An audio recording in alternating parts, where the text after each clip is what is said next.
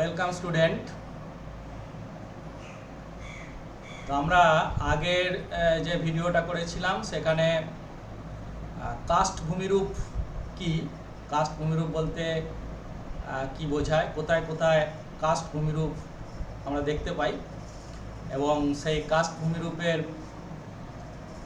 যে কাজ অর্থাৎ ভৌম জলের কাজ কাস্ট ভূমিরূপের ওপর কীরকম প্রভাব ফেলে সেই সম্পর্কে আমরা একটা আলোচনা করেছিলাম এবং কাস্ট ভূমিরূপের ভৌম জলের কাজের ফলে কি কি ধরনের ভূমিরূপ সৃষ্টি হয় সেই ভূমিরূপগুলো সম্পর্কে আমরা একটা ধারণা পেয়েছি, আগের ভিডিওতে আমরা করেছিলাম।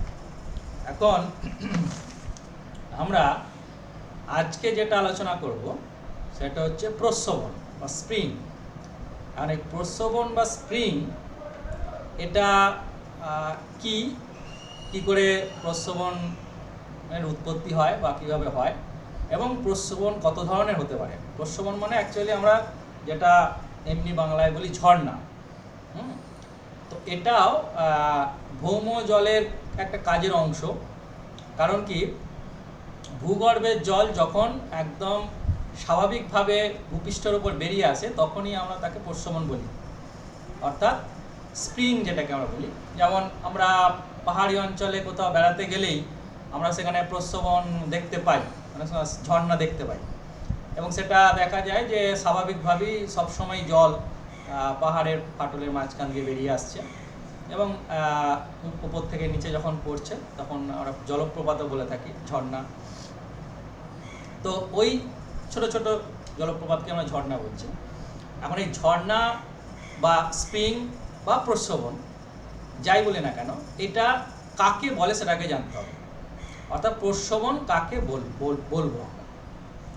তো প্রস্রবণ হচ্ছে যে ভূপৃষ্ঠের কোনো অংশ দিয়ে যখন ভূগর্ভের জল স্বাভাবিকভাবে বেরিয়ে আসে, তাহলে ভূপৃষ্ঠের কোনো অংশ দিয়ে বা কোনো স্থান দিয়ে যখন ভৌম জল বা ভূগর্ভের জল স্বাভাবিকভাবে ভূপৃষ্ঠের ওপর বেরিয়ে আসে তখনই আমরা তাকে বলছি প্রস্রবণ।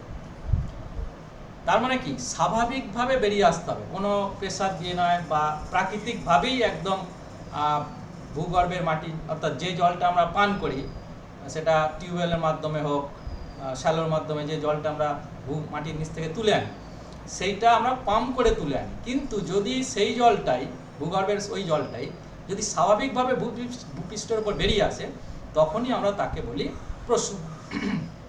সেই জন্য বলা হচ্ছে যে a continuous or intermittent natural flow of water, অর্থাৎ ন্যাচারাল ফ্লো, অর্থাৎ স্বাভাবিকভাবে জলটা ফ্লো হবে, কন্টিনিউয়াস হতে পারে বা থেমে থেমেও হতে পারে। থেমে থেমে মানে সেটা আমরা পরে আসবো। যদি গ্রীষ্মকাল হয় বা শীতকাল হয় তাহলে সেখানে ঝর্ণার জল নাও বেরোতে পারে কারণ জলের অভাবে। আবার যেগুলো সবসময় জল বেরোয় সেটা হচ্ছে কন্টিনিউয়াস, অর্থাৎ সবিরাম প্রস্রবণ বলা হয়, সেটা পরে আসছি আমরা।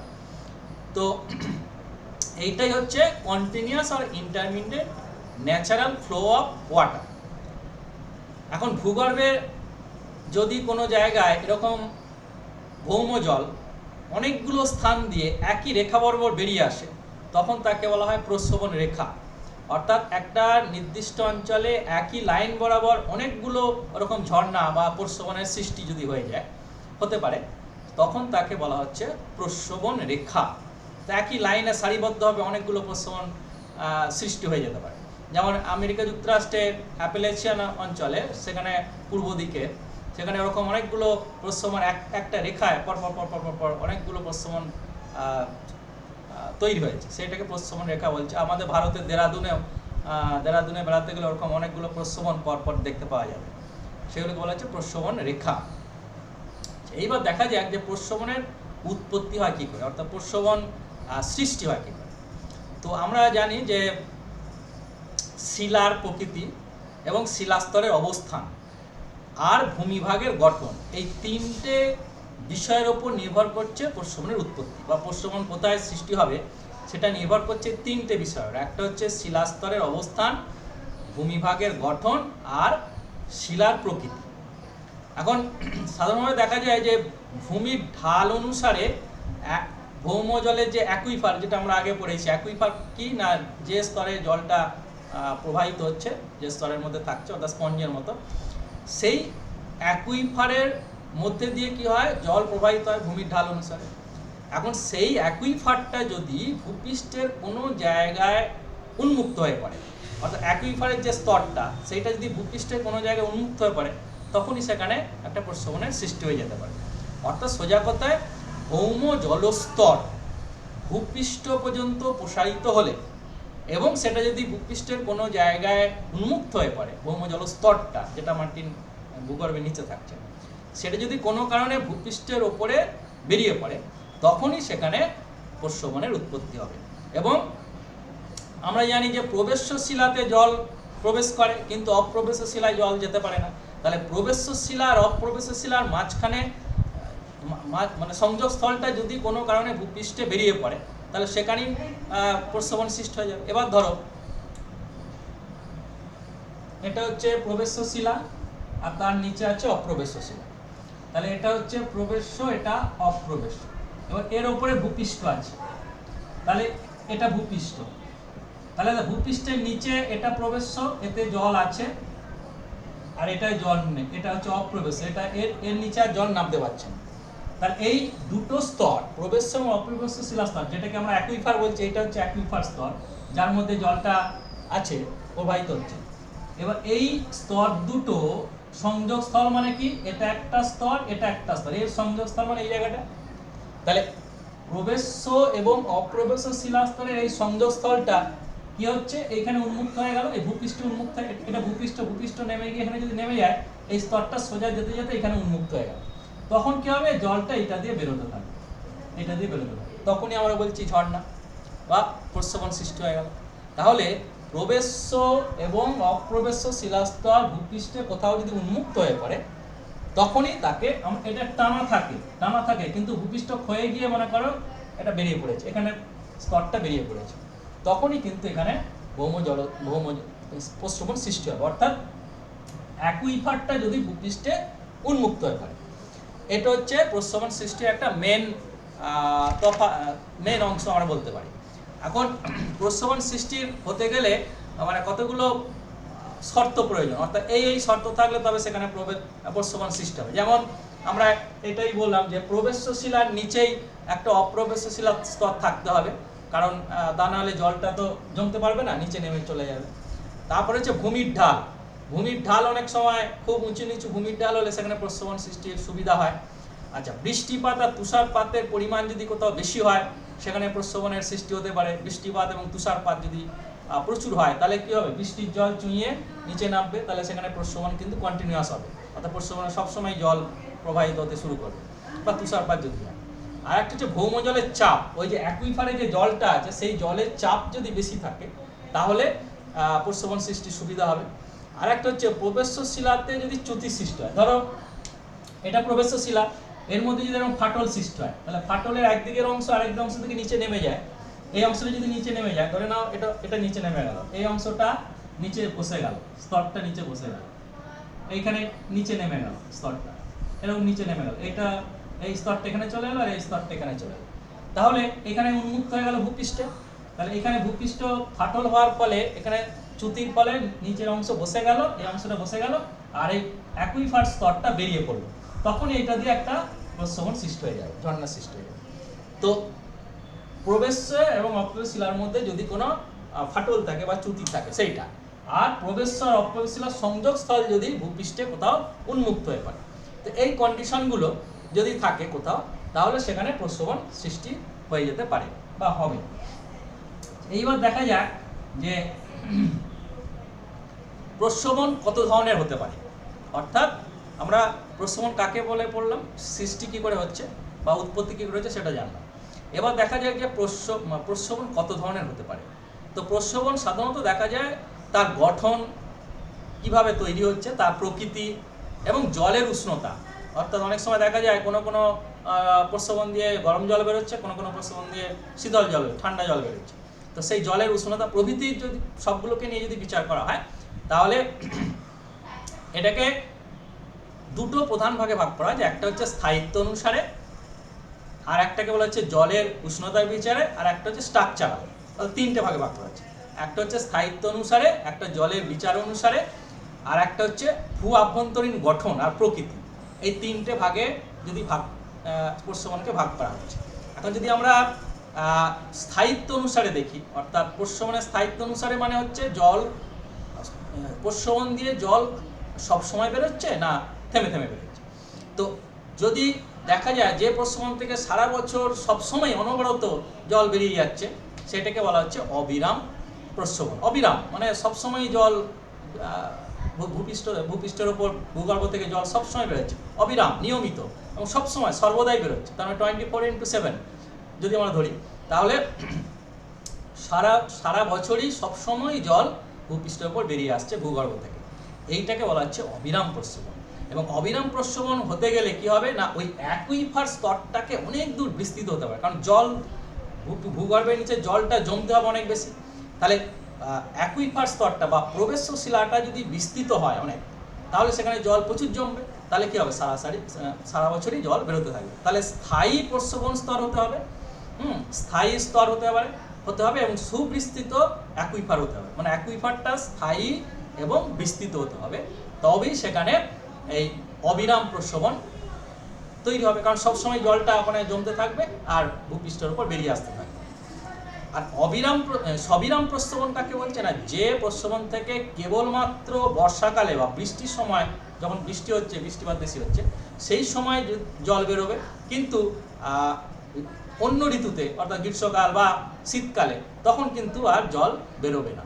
সেইটাকে বলা হচ্ছে সবিরাম প্রস্রবণ। অর্থাৎ বর্ষাকালে যেহেতু বৃষ্টিপাত হয়, তাহলে বৃষ্টির ফলে মাটির নিচে প্রচুর জল প্রবেশ করতে পারছে শিলাস্তরের ভেতর, তাহলে অ্যাকুইফার তৈরি হচ্ছে, তখন জল বেরোবে। আবার যখন বৃষ্টি হচ্ছে না, তখন কি হবে, অ্যাকুইফারে জল জমছে না, তখন জল বেরোচ্ছে না। সেটা হচ্ছে সবিরাম মানে বিরাম সহ সবিরাম প্রস্রবণ বলা হচ্ছে। এখন এইগুলো আর্দ্র ঋতু অনুযায়ী এবং শুষ্ক ঋতু অনুযায়ী জলের চাপটা থাকলে সেই অনুযায়ী বেরোয়। তো এই সবিরাম প্রস্রবণের ক্ষেত্রে দেখা যাচ্ছে অসম্পৃক্ত স্তর, অর্থাৎ যেখানে জলটা সারা বছর স্থায়ীভাবে থাকে না, সেই অসম্পৃক্ত স্তরে যদি অ্যাকুইফার থাকে, তখন এই সবিরাম প্রস্রবণ সৃষ্টি হয়, মানে জলটা সবসময় আমরা পাবো না। আচ্ছা, এইবার এটা গেল স্থায়িত্ব অনুসারে, যে জলটা কীরকম বেরোচ্ছে সেই অনুযায়ী, কতটা সময় ধরে বা কীভাবে বেরোচ্ছে। এবার হচ্ছে উষ্ণতা অনুসারে প্রস্রবণের শ্রেণীভাগ করা। উষ্ণতা অনুসারে প্রস্রবণকে দুটো ভাগে ভাগ করা হয়, একটাই বলা হচ্ছে শীতল প্রস্রবণ আর একটা হচ্ছে উষ্ণ প্রস্রবণ। তো শীতল প্রস্রবণ কি, সোজা ব্যাপার, যে প্রস্রবণ থেকে শীতল জল বেরিয়ে আসে বা ঠান্ডা জল বেরিয়ে আসে তাকে বলা হচ্ছে শীতল প্রস্রবণ। এরকম ভারতে আমাদের শীতল প্রস্রবণ আছে। উষ্ণ প্রস্রবণ কাকে বলছে, যে প্রস্রবণ থেকে উষ্ণ জল নির্গত হয় এবং সেই উষ্ণ জলের উষ্ণতাটা প্রায় 50 ডিগ্রি থেকে 70 ডিগ্রি সেন্টিগ্রেড হয়ে যায়, 50 থেকে 70 এরকম উষ্ণতা, জলের উষ্ণতা থাকবে, মানে জল একদম ফুটছে এরকম। তো সেই রকম উষ্ণ জল প্রস্রবণ হিসাবে বেরিয়ে আসে। যেমন আমাদের ভারতে আছে সিমলার কাছে তাতাপানি বলে একটা, কুলুতে মণিকরণে আছে, তারপরে বিহারের রাজগিরিতে আছে, আমাদের পশ্চিমবঙ্গে আমাদের বক্রেশ্বরে আছে। বক্রেশ্বরে উষ্ণ, যা বক্রেশ্বর অনেকে বেড়াতে গেলে দেখবে ওখানে ওই একটা চৌবাচ্চার মতো করা আছে, সেখানে গরম জল সব সময় বেরোচ্ছে। তো এইগুলো হচ্ছে উষ্ণ, অর্থাৎ শীতল হচ্ছে ঠান্ডা জল বেরোবে, আর উষ্ণর ক্ষেত্রে, উষ্ণ প্রস্রবণের ক্ষেত্রে গরম জল, যেটা 50 থেকে 70 ডিগ্রি সেন্টিগ্রেড উষ্ণতা হতে পারে, এরকম প্রস্রবণ। তো এই উষ্ণ প্রস্রবণের আর একটা জিনিস আছে যাকে বলেছে গাইজার বা গিজার। এই গাইজার বা গিজার কি না, এটাও একটা উষ্ণ প্রস্রবণ, কিন্তু এখানে কি হচ্ছে না, একটা নির্দিষ্ট সময় অন্তর জলটা বেরোয়, সব সময় জলটা বেরোচ্ছে না, এবং নির্দিষ্ট সময়, যেমন আধ ঘন্টা অন্তর কি 1 ঘন্টা অন্তর অন্তর ঠিক বেরোবে। যদি এখন বেরোয় তো আবার 1 ঘন্টা পরে আবার জল ফোয়ারার মতো উপর দিকে বেরিয়ে যাচ্ছে এবং জলটা গরম। এটা হচ্ছে গিজার প্রস্রবণ। এবং এই গিজার প্রস্রবণ আমেরিকা যুক্তরাষ্ট্রে ওল্ড ফেথফুল বলে একটা প্রস্রবণ আছে, ইয়েলোস্টোন পার্ক যেটাকে বলে, ইয়েলোস্টোন পার্কে, সেই পার্কে ওল্ড ফেথফুল বলে একটা প্রস্রবণ আছে। সেই প্রস্রবণের 1 ঘন্টা অন্তর অন্তর ফোয়ারার মতো জল ভূগর্ভ থেকে উপর দিকে ফোয়ারার মতো বেরিয়ে আসে। এটাকে বলা হচ্ছে গিজার বা গাইজার। তো এই উষ্ণতার বিস্তারে আমরা দুটো ভাগে ভাগ করলাম, একটা শীতল প্রস্রবণ এবং উষ্ণ প্রস্রবণ। এখন গিজার বা গাইজার যেটা আমরা বলছি, সেটা কেন থেমে থেমে বেরোয় না, ভূগর্ভের নিচে যদি জল চলে যায়, অনেক নিচে চলে যায়, তাহলে কি হবে, জলটা প্রচণ্ড গরমে, ওই 50-60 ডিগ্রি সেন্টিগ্রেড উষ্ণতা, তার মানে গরমে কি হবে, জলটা বাষ্প হয়ে যাবে। তাহলে বাষ্প যেই হবে, বাষ্পটা এবার উপর দিকে বেরোতে থাকবে, তো বাষ্পটা যেই বেরিয়ে গেল উপরের জলটাকে ফোয়ারার মতো তুলে বের করে দেবে। তাহলে আর বাষ্প বেরিয়ে গেল যখন, আর জল বেরোচ্ছে না, আবার জল ফুটবে, আবার নিচে জলটা চলে যাবে, প্রচণ্ড গরম হবে, আবার বাষ্প তৈরি হবে। ওই যে বাষ্প তৈরি হতে, জলীয় বাষ্পটা তৈরি হতে যে সময়টা লাগছে, সেই সময়টার জন্য আধ ঘন্টা অন্তর কি 1 ঘন্টা অন্তর অন্তর জলটা ওপর দিকে বেরিয়ে আসে। এইটা হচ্ছে গিজার প্রস্রবণের একটা অংশ। আচ্ছা, এইবার আমরা দেখছি ভূ আভ্যন্তরীণ গঠন ও প্রকৃতি অনুসারে প্রস্রবণের শ্রেণীবিভাগ করা হয়েছে। যেমন ভূ আভ্যন্তরীণ গঠনের মধ্যে হচ্ছে ভৃগুতট পাদদেশ প্রস্রবণ। এবং ভৃগুতটটা কি? ভৃগুতট হচ্ছে যদি কোনো পাহাড়ের বা পর্বতের মসৃণ ঢাল যেতে যেতে হঠাৎ করে খাড়া ঢাল হয়ে যায়। ধরো এরকম একটা পাহাড় আছে, পাহাড়ের মসৃণ ঢাল যেতে যেতে যেতে যেতে এইখানে হঠাৎ করে খাড়া ঢাল হয়ে গেল, তাহলে এই যে খাড়া অংশ, এই খাড়া অংশকে বলা হচ্ছে ভৃগুতট। তাহলে মসৃণ ঢাল হঠাৎ করে যদি একদম 90 ডিগ্রি অ্যাঙ্গেলে খাড়া ঢাল হয়ে যায়, তখন তাকে বলা হচ্ছে ভৃগুতট। এবার ধরো নিচে এরকম স্তর আছে, ভৌমজল স্তর আছে, তাহলে এবার এইটা ধরো অ্যাকুইফার স্তর। এই অ্যাকুইফার স্তরটা এখানে পাহাড় আছে বলে চাপা আছে, কিন্তু যখনই ভৃগুতট তৈরি হয়ে গেল, তাহলে এই জায়গায় কি হচ্ছে, এই অ্যাকুইফারটা উন্মুক্ত হয়ে পড়ছে, তাহলে তখনই এখানে প্রস্রবণ তৈরি হয়ে যাবে বা ঝর্ণা তৈরি হয়ে যাবে। এইটাকে বলা হচ্ছে ভৃগুতট পাদদেশ প্রস্রবণ, অর্থাৎ ভৃগুতটের পা দিয়ে তৈরি হচ্ছে। এবং এটা বেশিরভাগ হয় চুনাপাথর বা চক দিয়ে গঠিত অঞ্চল যদি হয়, তাহলে তখন ওই চুনাপাথর আর চুনাপাথরের সংযোগস্থল দিয়ে জল বেরোতে থাকে, তখন তাকে বলা হচ্ছে ভৃগুতট পাদদেশ প্রস্রবণ। আর একটা হচ্ছে নতি ঢাল প্রস্রবণ। এটা হচ্ছে পর্বতের মৃদু ঢাল যেখানে আছে, সেখানে শিলাস্তরের নতি ঢালে এবং প্রবেশ্য অপর শিলাস্তর যদি সংযোগস্থলটা উন্মুক্ত হয়ে পড়ে, তখন তাকে বলা হচ্ছে নতি ঢাল প্রস্রবণ। তো এই নতি ঢাল প্রস্রবণ হচ্ছে নতির বিপরীতে, নতি মানে একটা ঢাল, অর্থাৎ ঢালের উল্টো দিকে যদি, ঢালের দিকে যদি কোনো অংশ উন্মুক্ত হয়ে পড়ে, বিশেষ করে প্রবেশ্য এবং অপ্রবেশ্য শিলাস্তর, তখন তাকে বলছে নতি ঢাল প্রস্রবণ। আর একটা বলে যে চ্যুতি প্রস্রবণ। এই চ্যুতি প্রস্রবণটা কি না, কোনো স্থানে যদি চ্যুতির সৃষ্টি হয়, যেটা আমরা আগেই বললাম যে এরকম স্তর আছে, অনেকগুলো স্তর আছে, এই স্তরের মধ্যে ধরো এই জায়গায় একটা ফাটল তৈরি হবে, এবং ফাটলের একদিকের অংশ যদি আরেক দিকের অংশ থেকে নিচে বসে যায় বা উপরে উঠে যায়, তখন আমরা বলছি এই রেখাটাকে বলা হচ্ছে চ্যুতি রেখা বা চ্যুতি হয়ে যায়। তাহলে ধরে নাও এই অংশ, এইটা বসে গেল, নিচের দিকে খানিকটা বসে গেল, এখানে বসে গেল, এই একটা স্তর, এই একটা স্তর, এই একটা স্তর, এই একটা স্তর, তাহলে এই স্তরটা চলে এলো, এই স্তরটা চলে এলো এখানে, এই স্তরটা চলে এলো এখানে, এই স্তরটা চলে এলো এখানে, এই স্তরটা চলে এলো এখানে। তাহলে এখানে চ্যুতির সৃষ্টি হয়েছে, অর্থাৎ নিচে বসে গেছে। যখনই নিচে বসে গেল, উপরে যে অ্যাকুইফারটা আছে অর্থাৎ ভৌমজল স্তরটা আছে, সেই স্তরটা চ্যুতির ফলে এই জায়গাটা উন্মুক্ত হয়ে পড়লো। তাহলে যেই উন্মুক্ত হয়ে গেল, তাহলে প্রবেশ্য অপ্রবেশ্য শিলাস্তর উন্মুক্ত হয়ে এখান দিয়ে জলটা বেরোতে থাকবে, তখনই প্রস্রবণ সৃষ্টি হবে। এইটাকে বলা হচ্ছে চ্যুতি প্রস্রবণ, অর্থাৎ চ্যুতির ফলে সৃষ্ট প্রস্রবণ। আর একটা হচ্ছে ডাইক প্রস্রবণ।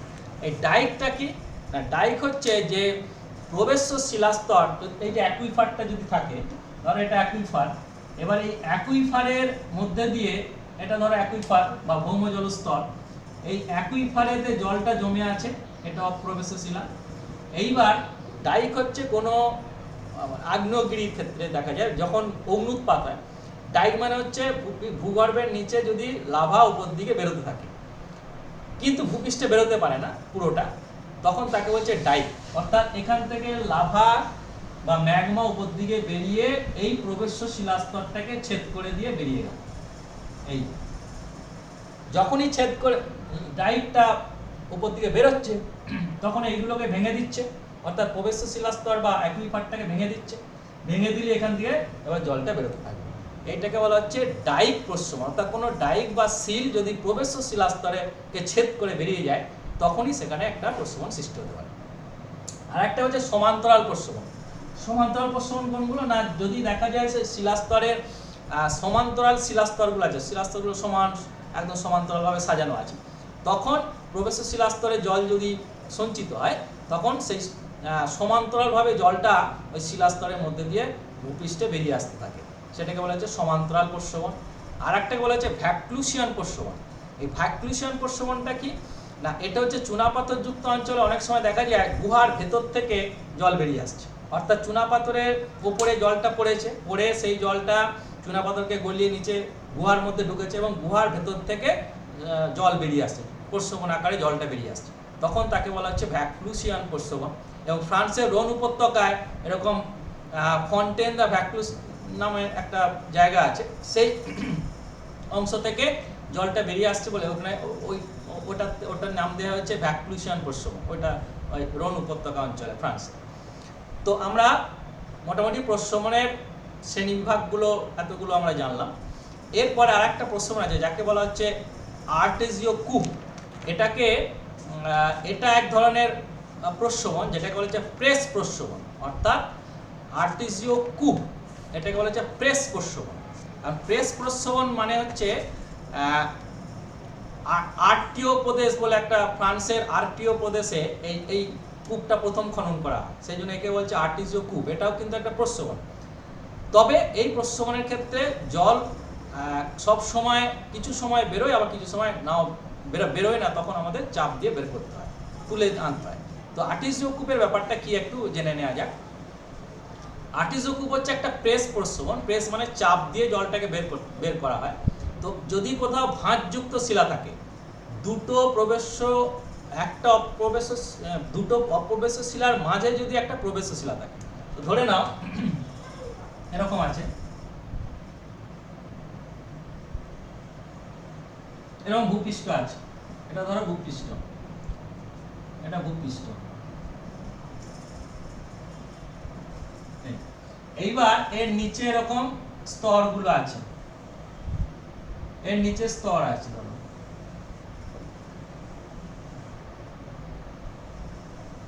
এই এবার ধরো এটা মাটি স্তর, মৃত্তিকা স্তর, এইটা ধরো অপ্রবেশ্য, এটা অপ্রবেশ্য, ঠিক আছে, এটাও অপ্রবেশ্য, আর এইটা প্রবেশ্য। তাহলে এইটা হচ্ছে প্রবেশ্য শিলা স্তর। এইবার দেখা যাচ্ছে যে এই স্তরগুলো দেখা যাচ্ছে ভূপৃষ্ঠে কোনো জায়গায় উন্মুক্ত হয়ে থাকছে, এই ভূপৃষ্ঠে উন্মুক্ত হয়ে থাকছে, এখানেও ধরো ভূপৃষ্ঠে উন্মুক্ত হয়ে থাকছে।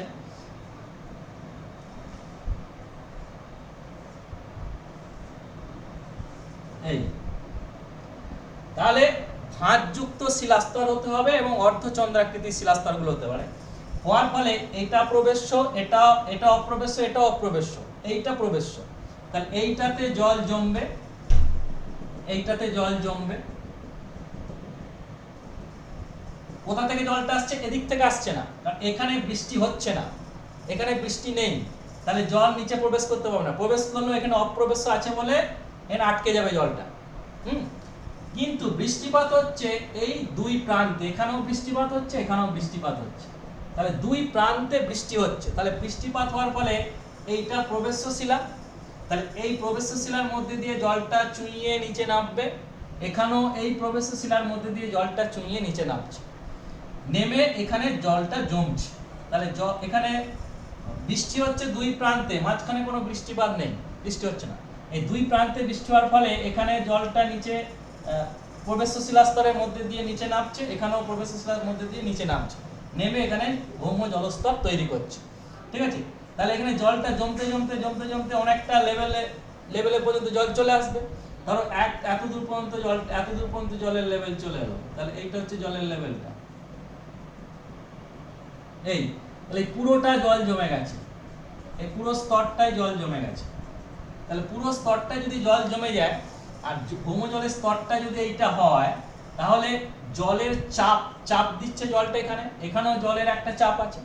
তখন এইখান থেকে যদি একটা আমরা নল পুঁতে দিই বা নল প্রবেশ করিয়ে দিই, তাহলে সেই নলটার মধ্যে দিয়ে এখান থেকে এদিক থেকে জলের চাপ আছে, এদিক থেকেও জলের চাপ আছে, তাহলে দুদিক থেকে জলের চাপে কি হচ্ছে, এইখান দিয়ে জলটা উপর দিকে বেরিয়ে এখানে ফোয়ারার মতো বেরোতে থাকে, এই ফোয়ারার মতো বেরোতে থাকে। এইটা কি বলা হচ্ছে? আর্টেজিও কূপ, অর্থাৎ প্রেস প্রস্রবণের জন্য বলা হচ্ছে। দুদিক থেকে জলের চাপ আসছে আর এদিক থেকে জলটা বেরোচ্ছে।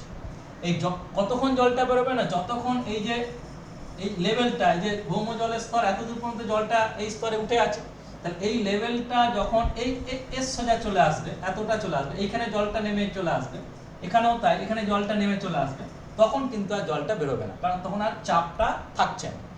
তখন পাম্প করে জলটা তুলতে হয়। কিন্তু যখন জলের চাপ থাকবে উঁচু পর্যন্ত, ভৌম জলস্তরটা যখন এই নলের উপর পর্যন্ত ভৌম জলস্তরটা থেকে যাবে, তখন কিন্তু জলটা আপনা আপনি বেরোতে থাকবে। এবং এটা কি বলা হচ্ছে, আর্টেজিও কূপ, অর্থাৎ ফ্রান্সের আর্টীয় প্রদেশে প্রথম এই কূপটা খনন করা হয়, তার ফলে ওইটার নাম অনুসারে এখানে নাম দেওয়া হচ্ছে আর্টেজিও কূপ। এবং আমাদের ভারতেও আছে, আহমেদাবাদে, বীরগাঁওতে এরকম কূপ খনন করা হয়েছে। এবং তার থেকে এই জায়গায় বৃষ্টি না হলেও আমরা জল পেয়ে যাচ্ছি। বৃষ্টি হচ্ছে দুই প্রান্তে, এই দুটো দূরত্ব অনেক, এখানে দুই প্রান্তে বৃষ্টিপাত হচ্ছে, তাহলে এখানে বৃষ্টিপাত, এখানেও বৃষ্টিপাত, দুই প্রান্তে বৃষ্টি, কিন্তু এখানে বৃষ্টি নেই, অথচ আমরা জলটাকে নলকূপ দিয়ে তুলে আনার চেষ্টা করছি বা পারছি, অর্থাৎ স্বাভাবিকভাবেই জলটা কিন্তু বেরোবে। অর্থাৎ একটা নল শুধু নিচে পুঁতে দিলেই বা গেঁথে দিলেই আপনা আপনি জলটা বেরোতে থাকবে। যেমন বাঁকুড়া, পুরুলিয়ার দিকে অনেক সময় ভূমির ঢাল এরকম উঁচু নিচু থাকে, এরকম ঢেউ খেলানো থাকে। তো ঢেউ খেলানো থাকলে কি হয়, অনেক সময় দেখে বর্ষাকালে টিউবওয়েলের মুখ দিয়ে আপনা আপনি জল বেরোচ্ছে, তার মানে ভৌম জলস্তরটা অনেক উঁচুতে চলে এসছে, জলের চাপ পেয়েছে, উপরে জলটা বেরোচ্ছে। ঠিক এই একই ব্যাপার আর্টেজিও কূপের ক্ষেত্রে আমরা দেখতে পাই। তো মোটামুটি আমরা আজকে এই প্রস্রবণের ব্যাপারটা পড়লাম, প্রস্রবণ কীভাবে হয়, কী ধরনের প্রশ্ন হয়। তো এখান থেকে তোমাদের প্রশ্ন আসতে পারে, যেমন প্রস্রবণ কাকে বলে, প্রস্রবণের উৎপত্তি হয় কি করে, বিভিন্ন প্রকার প্রস্রবণের শ্রেণীবিভাগ করো, বা বিভিন্ন প্রকার প্রস্রবণগুলির উৎপত্তি, গঠন লেখো, এরকম প্রশ্ন আসতে পারে। আর তার সঙ্গে আর্টেজিও কূপের মেকানিজম, অর্থাৎ আর্টেজিও কূপ কী করে তৈরি হয়, এই ধরনের প্রশ্নগুলো এর থেকে তোমরা করবে। ঠিক আছে, তো আজকে আমরা এখানেই ভিডিওটা শেষ করছি।